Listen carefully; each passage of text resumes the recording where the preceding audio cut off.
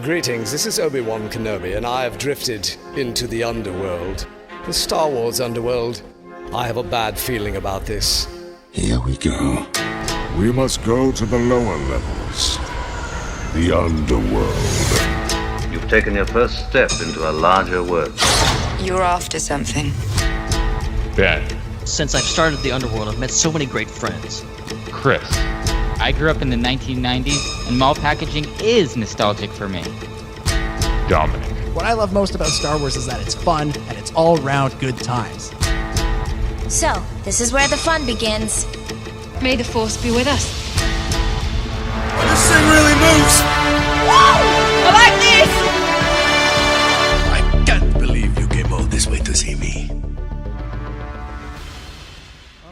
Right. Joining me now, we've got a friend of the show making his long-awaited return to the Star Wars Underworld podcast from Blocks Magazine. We've got Graham Hancock. Graham, welcome back, buddy. Thanks, Dominic. It is super nice to see you and be here again. It's been a while. Yeah, I was trying to think when the last time we did one of these was. It was definitely too long ago because I think we tried to do one in the lead up to Celebration Anaheim, and we just couldn't get our schedules to line up properly. And in the end, I think we just sort of found each other on the last day of Celebration and went, well, try again for London. And exactly. Here we are. We've made it happen a little less than a year later, which is terrific. But yeah, Celebration London coming up less than a month. I think by the time most people are hearing this, we'll be, I think, 3 weeks out from the convention. Yeah. Oh, this is exciting. This is the time when it actually really not even 3 weeks out. It's 2 weeks out from the convention. Okay, don't go that far. It sounds like a lot of pressure now. Yeah, it's getting real close. I've got my to-do list still running pretty long. I got to pack. But it's going to be a good time.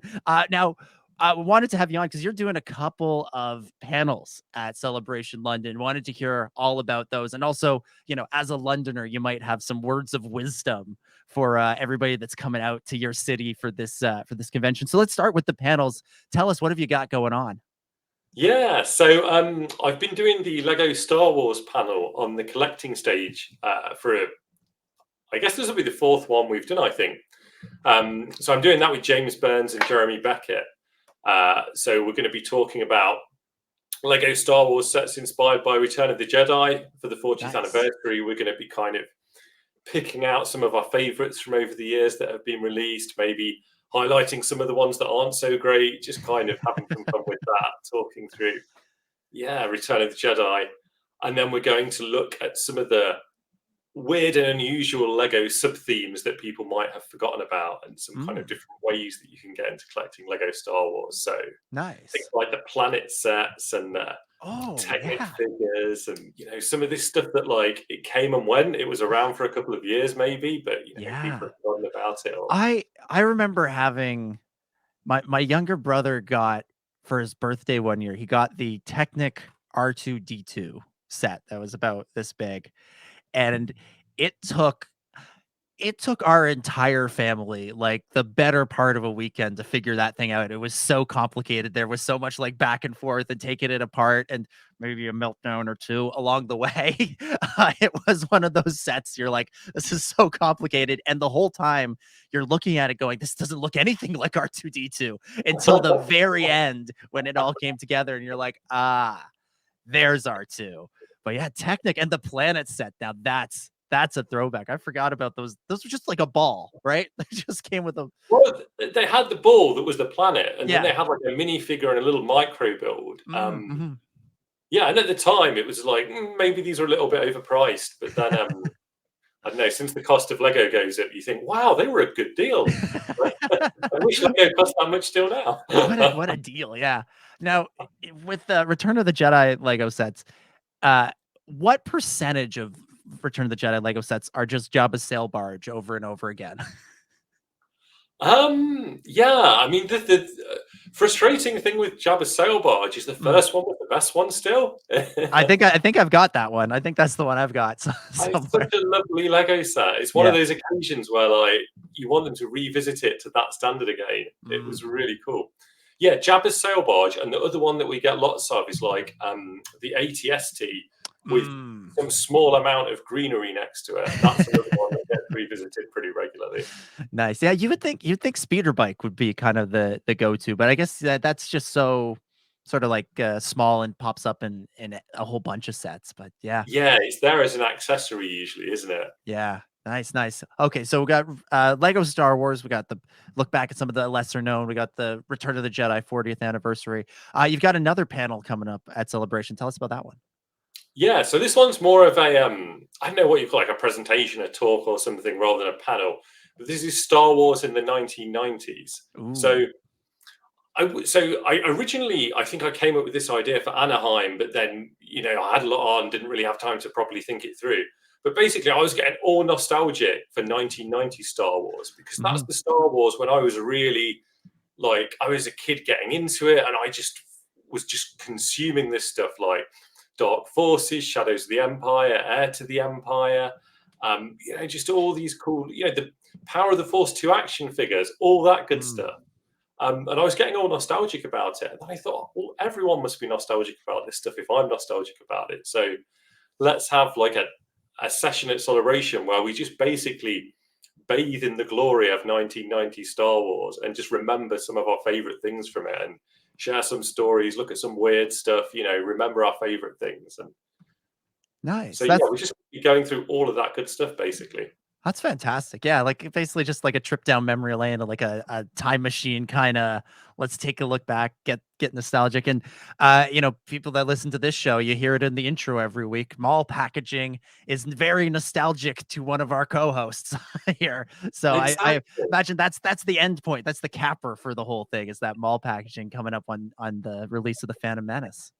That's it. We're going to go up to the Phantom Menace. We're not going to get too far into the Phantom Menace itself and the marketing blitz, because I feel like that would have to be like its completely own thing. Yeah. So we're going to be looking at kind of how Star Wars had its resurgence, basically, how it led up to the Phantom Menace, how the special editions really brought it back into everyone's mindset. And I'm seeing what kind of weird giveaways we can get that relate to the 1990s. So I've got some fun ideas, and hopefully one or two of them will come off. Now, is it true that you're going to open the panel by just going, "What's up?" Man, I've literally got like so many 90s references that I'm seeing how I can shoehorn them into it organically, of course. And naturally, yeah. Oh, brilliant. That sounds like a great time. So when are these panels? When are they on the schedule? Where are they in the convention center? Excellent question. The Lego Star Wars panel is on Saturday at 12 p.m. on the collector stage. Nice. And Star Wars in the 1990s is at 5 p.m. on Saturday on the university stage. So bring your notebooks and pens for the assessment at the end. Make sure you bring a form to get signed for credit and everything so that it counts. Yeah, really commit to the whole idea that it's on the that's on the university stage. Well, I can call myself professor on that basis, right? Like, there's no other qualification I need to be able to give myself that title. Yeah. If I'm on the university stage, it only makes sense. Yeah. You've got a doctorate in Star Wars, so what else? What else do you need? So that one's at 5 o'clock, right? 5 o'clock on the Saturday. Okay, so this is what you do on Saturday at 5 o'clock. On the university stage, you go see Graham, you give his talk, get your credit, learning about Star Wars in the 90s. Then you leave that at the end of the panel, and you go over to the fan stage at 6 p.m. for Bounty Hunters, Smugglers, and Gangsters, the Scum and Villainy Through the Years, which is the panel that I'm doing with Chris Abbott and Kieran Duggan and Adam Christopher, author of Star Wars Shadows of the Sith, and Ethan Sachs, the comic book writer of the Bounty Hunters series. So you get the two panels back to back. It's just like a hit of great Star Wars. Who cares about the 50th anniversary of the Clone Wars panel that's happening at the same time? Don't go to that. Come to our panels. You'll have a better time. Probably. That's a tough promise to make, but I feel like we can follow through on it. Definitely. The Clone Wars, we were there for it. We've been here for the last 15 years. You don't need to go and hear them tell you what you've been through. You need, exactly. This is where it's at. Exactly, yeah, and there's no way it's going to be better than the 10th anniversary panel where they announced that the show was coming back. So why even bother? Why even bother? Don't put the idea in people's heads. You're reminding everyone what might happen. Oh yeah, so definitely check out the Lego Star Wars panel. Check out Star Wars in the 90s. They're going to be great times at Star Wars Celebration London. Now, speaking of Celebration London, that is your hometown, Graham. Tell us what should people who are traveling to London for Celebration, what should they know? What should they prepare for? Ooh. So I'm going to do the tricky bits first, the bits that sound daunting. But check on like Google Maps or City Mapper or something when the public transport is running, because there's been tube strikes and things in London recently, and I might have had tickets for something the other night that I never made it to because it turned out that the underground wasn't running. So do remember to check that the underground is running. I mean, it should be fine. It'll be very well trailed if there's any kind of strikes happening, but it is just worth double checking to be on the safe side. And also on the Sunday of celebration, it's Easter Sunday. So bear in mind that some shops in the UK have like restricted trading hours and things. You would think that wouldn't affect the kind of shops where you need to just run in and grab some groceries or whatever, but you never know. So again, it's just one of those things to keep an eye on. Yeah. Good to know. Good to know. Yeah. So keep your eye out for potential rail strikes, train strikes, that sort of thing. And remember, it's Easter, right? And that I feel like, especially if you're coming from North America, we kind of have the same thing on Easter Sunday and Easter Monday, that things are less open than they normally are. So probably again, you might want to build in a little extra travel time, especially if you're taking public transit to get to the convention. Now, this is sort of the ultimate small talk question, but what kind of weather should we prepare for in April in London? Because we're used to celebrations being in Anaheim or Orlando or London in the middle of July when it's like nice and sunny and warm. But we've also had Celebration Chicago where in April of 2019 where it literally snowed. So like, what should we prepare for? You're unlikely to get snow, but prepare for everything else then. Yeah, don't rely on your flip-flops and shorts like Anaheim. It could go anyway. Like at the moment, the weather's just been consistently cold. Every time it starts to get a little bit warmer, it gets a lot colder again. So yeah, it's just completely unpredictable. So bring an umbrella, bring jeans, bring a jacket. Make sure that you're layer up. Make sure you're prepared for kind of the temperature to be unpredictable. I think is the best advice. And learn from my mistake, and don't leave your winter coat in the auditorium on the first day and then forget to go back to Lost and Found on the second day and then have it snow on the third day. Learn from my mistake and don't do that. Don't do that. Don't leave your raincoat somewhere. If you leave it there, go get it again. Don't assume it'll still be there or that the weather will hold up and not, drench you one day when you don't have your coat. That was my Celebration Chicago experience, was leaving my coat in the not Force Awakens, the Rise of Skywalker panel, and then not thinking, I'll be fine. I'll get it when I have time. And then it snowed. So lovely. Yeah. So, and then Excel Center as sort of a venue, I take it you've been there a couple of times, including for Celebration London back in 2016. Like, again, what should we know about it, and what kind of venue is it, like, and compared to some of the places that you've been in the US for other celebrations? It's super easy to navigate because it's just like one enormous long building with two mega halls, one either side of it, and a big concourse down the middle. Now, the only challenge with Celebration is that obviously they kind of decide which entrance they're going to use and things. So try and make sure that you arrive at the entrance that they're actually letting people in at.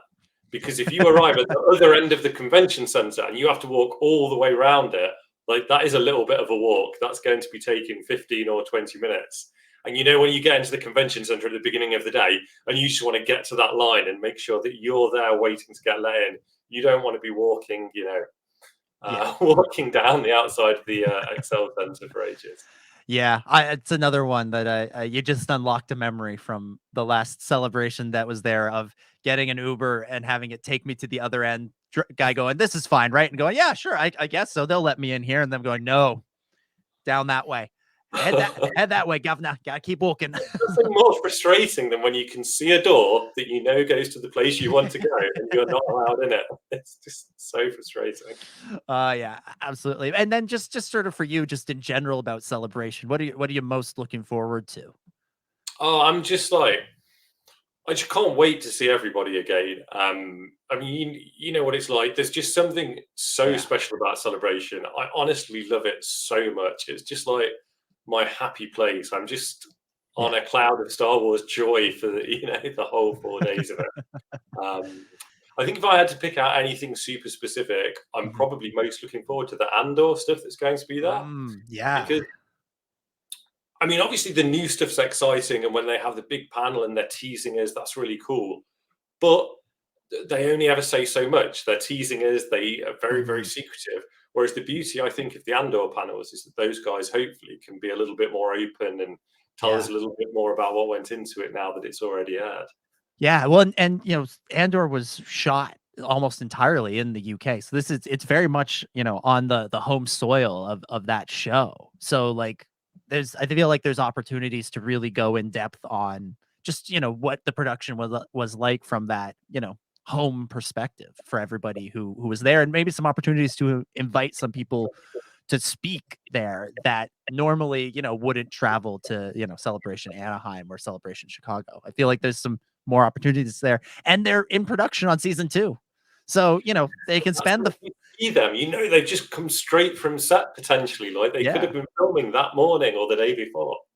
Like they can spend the first 40 minutes like spinning a yarn, reminiscing about season 1, and then just in the last 10 minutes, just drop us a few nuggets, a few little hints about what's to come in season 2, which is still a long way away. So like, let's not go in there expecting trailers or anything. Exactly. But a picture of Diego Luna on set somewhere, looking like Cassian. I feel like they could drop something like that for us that just teases what we'll see in this season that's coming up probably next year. But yeah, that'll be exciting. That'll be really good. And like you said, part of the joy of Celebration is just seeing everybody and catching up with everybody and just and meeting new people and meeting because everybody's there because they like Star Wars. You automatically have something in common with every single person that you can walk up to in that place.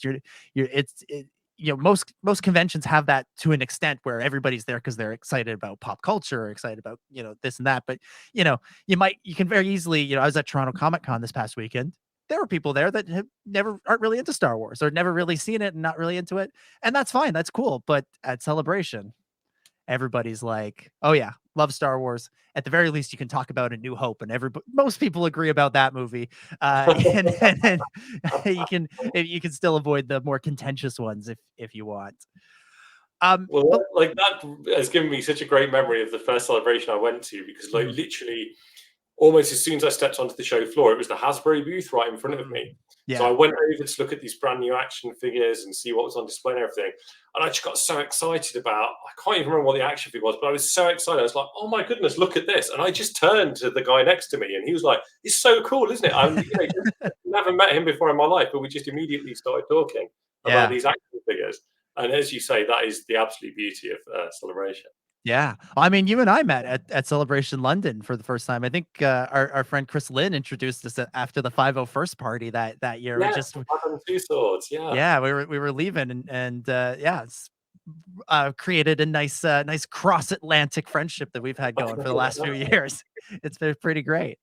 Let's talk a little bit about Lego Star Wars, because that's you're the Lego guy, you're the Star Wars guy. You know both of these brands and their sort of shared history inside and out.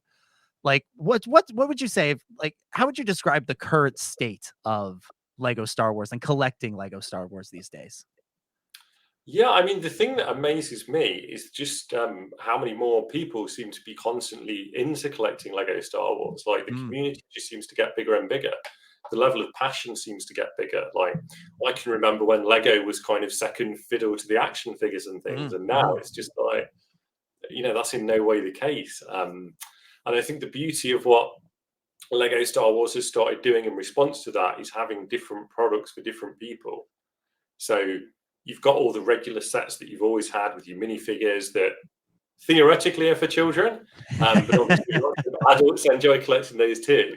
But now there's also sets that are like fully focused on adults that aren't necessarily these enormous $300 sets. They're like, $60 helmets that you can build, and they're not going to take up half of your living room. They can go on a shelf and look just really smart and nice.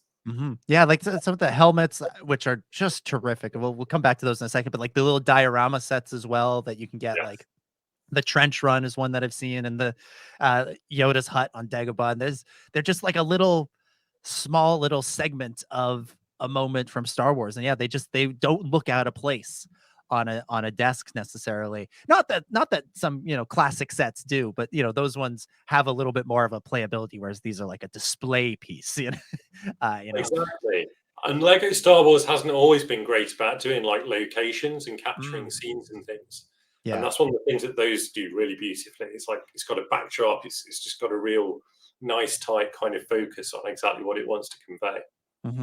Yeah. Now the helmet line, that's a line that to me looks like it's really coming into its own. Like I remember when they first announced it and they first started coming out, I'm like, those are kind of cool. That's kind of neat.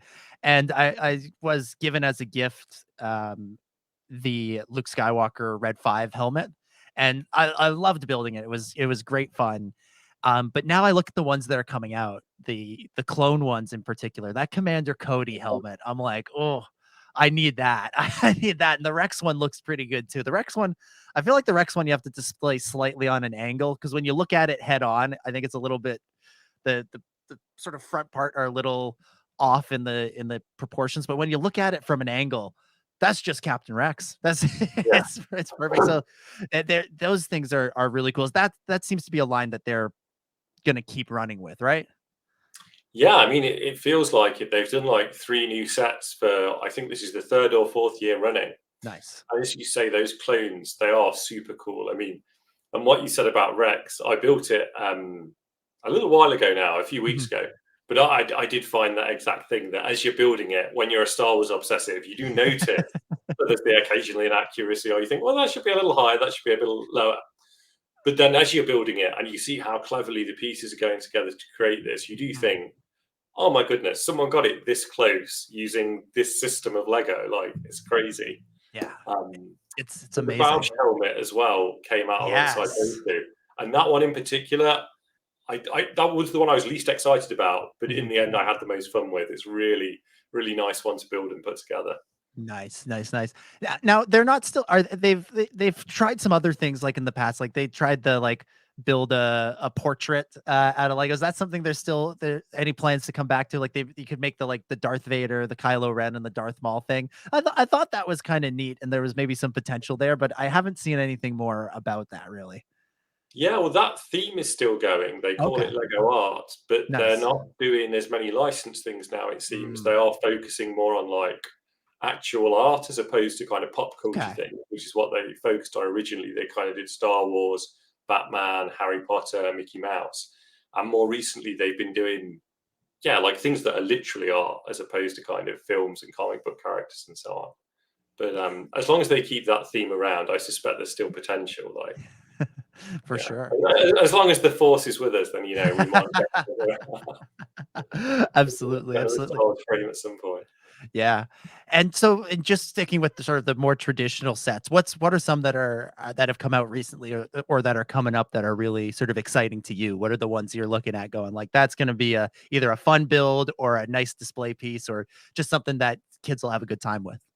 Well, they're getting closer to like to the content now. It seems that the sets are coming more quickly after it's actually going on TV. So like these new sets that are coming for The Mandalorian, we've got like the little pirate fighters from the first episode, I want to say. So yeah, that looks like a fun little one. But the one that I'm more excited about is that freaky spider mech thing from the Mines of Mandalore. That's great.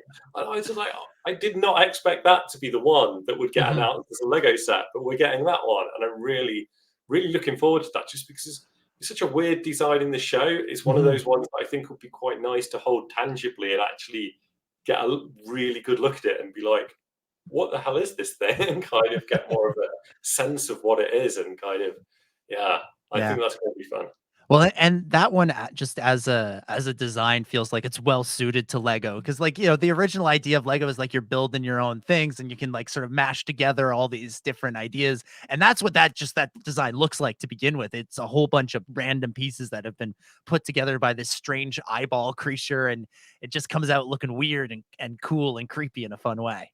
And I hope the little eye thing pops out and he's got his little spidery leg thing. That would be really cool. That would be cool. And I'm glad to hear, because I was going to ask you about, them getting the sets out sort of in time with the shows, with the new, productions, because that's something we always talk about with, the action figures, is it feels like it takes forever for them to get anything out, because, in part because Lucasfilm is so secretive that they don't give over the assets of here's what stuff from Obi-Wan Kenobi is going to look like until pretty close to the show going to air. So, the production timeline for the toys means that they can't come out for another year and a half. And, it's sort of funny in the weeks leading up to the release of The Mandalorian season 3, they're hyping up 2 packs of Obi-Wan Kenobi characters, and it's like, guys, that is so last year, and everybody's sort of hyper focused wanting like Din Djarin and stuff from Mandalore, and the action figures guys are poor them, they're sort of stuck going, but Obi-Wan Kenobi, we've got this stuff. Whereas Lego, I feel like they've gotten a little closer, but there's still that element of you have to wait a while for some of the really big exciting ones. Yeah, and I get the sense that it is to do with, like concept art and things, and the level of secrecy that surrounds these shows, right? Yeah, they're protecting the reveals, which is understandable. Although, and I don't know if you want to comment on this, and feel free not to, but I was reading that there's a Lego set to be revealed from The Mandalorian that ties in with something in the finale.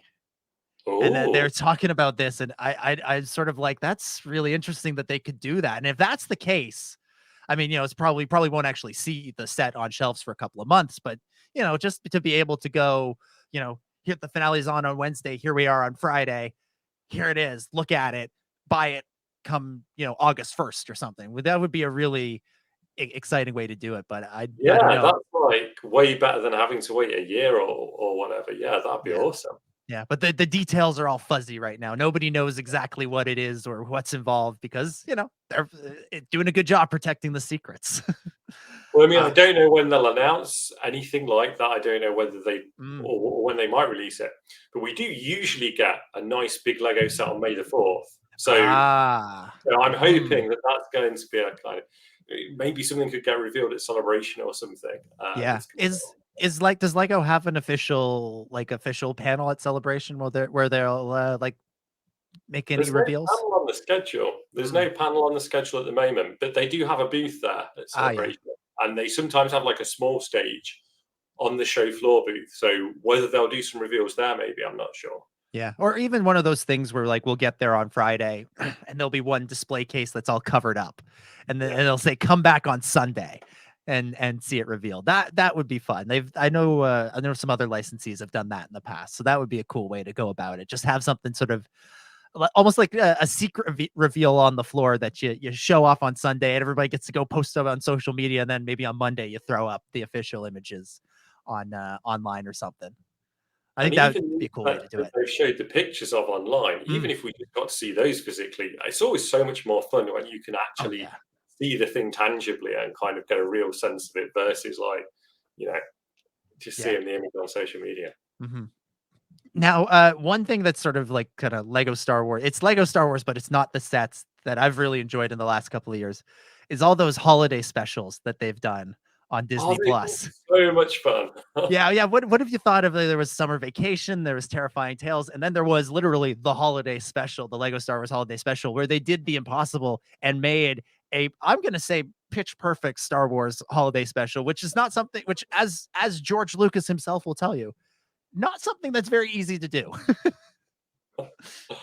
Oh man, they're so much fun, and I think it's so nice to take that kind of Lego tongue-in-cheek humor and apply it to Star Wars, and kind of they've just got such a nice rhythm to those things now. It's such a nice kind of.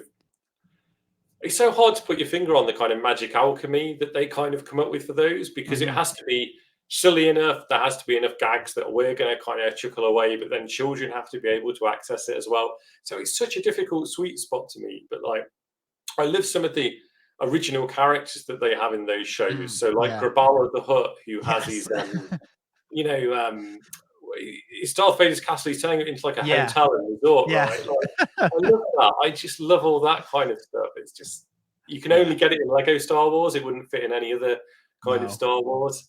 But it does always make you wonder, like, when you're watching those, you always think, I would love to see Star Wars detours. And I know this is one of those thoughts that probably crosses your mind as often as it does mine, like once a week. But those Lego Star Wars things always make me think, yeah, I want to see detours. Like, I need more of this. Yeah, and I think what the Lego ones get right is they just have so much heart to them. Like, you come away with like a warm feeling and a good message at the end of it, which, you know, Star Wars does that just in general too. And that's why I think the Christmas one to me just hits it so pitch perfectly. It's so like it to me is the real, I mean, that whole trilogy, but that the Christmas one in particular, that like that's the epilogue to the sequel trilogy. That gives me those three specials, and especially the Christmas one, gives me something that I was missing from the ending of those movies. It just sort of brings home the messages in a really sort of beautiful and fun and silly, but also heartfelt way. I've said before, like Yoda gives some of his best advice in the Christmas special. Like, he just nails it with the, you know, the wisdom that you expect from Empire Strikes Back. It's that level of good stuff about, you know, how connections, you know, and connecting with people and seeing each other as people and connecting with each other. That's how you change the world. That's how you change the galaxy. I'm like, oh, Santa Yoda, you nailed it. You nailed it. And the other thing that's lovely about that one is the way that they take Finn, Rey, and Poe and understand the essence of their characters and understand how to use them in this context of the kind of Christmas comedy adventure kind of thing. Yeah. Again, it just shows that those characters like have value to the Star Wars universe. There's ways you can use them that really works for the different kind of content that you can do. Yeah, it's really beautiful. And then of course there was the game that came out last year, I think. Either last year or the year before. How much time have you spent playing it? What's that been like for you? Not enough. I love it. It's so much fun. Like, I mean, I love dipping into it now and again. But I mean, I wish I'd like completed it to 100% by now, but you know, away, unfortunately, and building actual Lego sets instead of just playing video. But I mean, what I have played of it though, it is so nice to have that experience that you had with the old games, but in like a modern console, and just with that kind of natural feeling of controls and everything that they've got in there.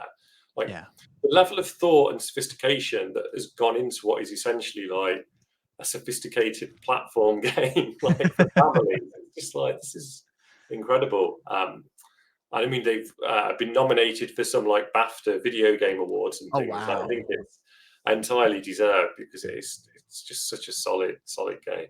Yeah. It looks like a lot of fun. I haven't played it yet, but that's because I don't really play video games in general and don't really have a means to play it on. But should a day in the future come where I find myself with a console again, that's going to be one of the first ones I'm going to, because it just looks like so much fun. You were mentioning before, like the Lego collecting community has grown so much. Do you think like the success of the games and to a lesser extent the shows, do you think that that's factored into that, or is that kind of a two-way street where it's like some people just go to the shows and then go to the collection, or people start with liking Lego and then go to the shows and the games? I'm convinced that the original games like gave the Lego Star Wars theme, the physical sets, like a massive boost. Oh, nice. Because when Lego Star Wars first came out, it felt like just another Lego thing. It didn't feel like a brand in and of itself. Whereas once those video games arrived, like, this is a really odd way to say it, but they almost like gave Lego Star Wars like a bit of credibility. It was like, no, Okay. you know, this has got these video games, and so many people got sucked into them, Mhm. and you know, accessed Lego Star Wars for the first time that way. That it felt like those games were a real gateway for people to then explore the sets and things, and to really think about Lego Star Wars as a thing, and to Mhm. kind of understand the Lego Star Wars sense of humor and all of that side to it, as well as just the idea that these are building toys. Yeah. And then just incredibly, like, it just seems to just keep growing and growing and growing. I'm never sure how much the animated content impacts that. It's Mhm. really a hard one to gauge, because I meet people who've not watched any of it, but they love the Lego Star Wars models. Mhm. And then you meet other people who just like absolutely adore all of the kind of streaming stuff and the Freemaker adventures and Yoda Chronicles and all these just crazy different adventures that they've done over the years. But I think, I mean, again, this is one of those things that you and I take for granted, that like adults have toys, adults like toys, adults buy lots of toys. Mhm. But it still seems that year on year that becomes a more acceptable thing, and the adult market for toys grows. Mhm. And Lego have really been tapping into this in the last few years, and I think that's really helped more and more people discover Lego Star Wars and look at like a 6,000 piece Razor Crest and say, yeah, I do need that in my life. I am going to spend like 3 weeks building it. Yeah. Yeah, I feel like, yeah, Lego, like you said, has really been on like the cutting edge of that, where, you know, I think other brands are still sort of figuring it out. And I think they're starting to realize that, yes, okay, toy collecting is becoming an adult thing more than a kid thing, because kids are playing video games. They're into that sort of thing. Whereas adults have that nostalgia for, oh, I remember these toys. I remember building Lego Star Wars. I remember playing with Kenner action figures and all that stuff. And so they look at, the Black Series or the Vintage Collection, or, Lego, like you said, the Ultimate Collector Series with that, that massive Attack of the Clones gunship that came out last year and stuff, and go, yeah, I remember that. Oh, that would be fun to tap back into that. And then, things like the helmets and the dioramas, like we were talking about earlier, like that stuff just, you know, it doesn't look like, oh, isn't that fun? You've put your kids' toys on on display. Yeah, It's like, oh no, that's just, oh yeah, you've just added that. It fits right in next to, you know, the perpetual motion machine on your desk, the balls clicking back and forth. It has that, like, that kind of feel to it, or it doesn't feel completely out of place next to, your lamp or something. it's it, it's terrific. Yeah, eh, and like I said, I think Lego's been on the cutting edge of that for a long, long time, and um, I think the success that they've seen speaks to it, and their sort of ability to read that market really smartly. and they're getting better and better at understanding, I think, what adult fans want, and kind of keeping the offering broad and having Mhm. something for everyone. Like, no matter what you want from Lego Star Wars, you can probably find it in the range. Absolutely, absolutely. Well, Graham, thank you so much for doing this and telling us about your panels and just chatting a little Lego Star Wars with us, and also giving us the London perspective on on Celebration London. If people want to keep up with you and check out your work, what's the best way they can do that? You can search me, find me on Twitter, on Facebook, on Instagram, wherever you can find me. But we are publishing Blocks magazine every month. It's a monthly magazine about all Lego things. And I'll throw this one in too. This isn't Star Wars related, but I have a book coming out on May the 16th called Ooh. Lego Heroes. And it's about how people have taken the idea of Lego, the creative essence of Lego, and are doing things in their community, doing things in the world to make it a better place, to do something positive. And yeah, they're really inspiring stories, and hopefully people Yeah, out there will enjoy them. that's incredible. So Lego Heroes, and what's the release date for that again? May 16th. May 16th, wherever good books are sold, get your copy of Lego Absolutely. Heroes. Oh, that's fantastic. And again, make sure you're coming to the panels. It's Lego Star Wars on Friday, correct? Saturday, Lego Star Wars on Saturday, 12 o'clock. 12 o'clock. Star Wars in the 90s. 5 o'clock. 5 o'clock. I was like, I have to remember when my panel is because it's an hour before that. It's 5 o'clock. Check it out. It's going to be a good day and a great weekend of Star Wars. Well, Graham, thank you as always, and may the Force be with you. You too, Dominic. Thanks so much, man.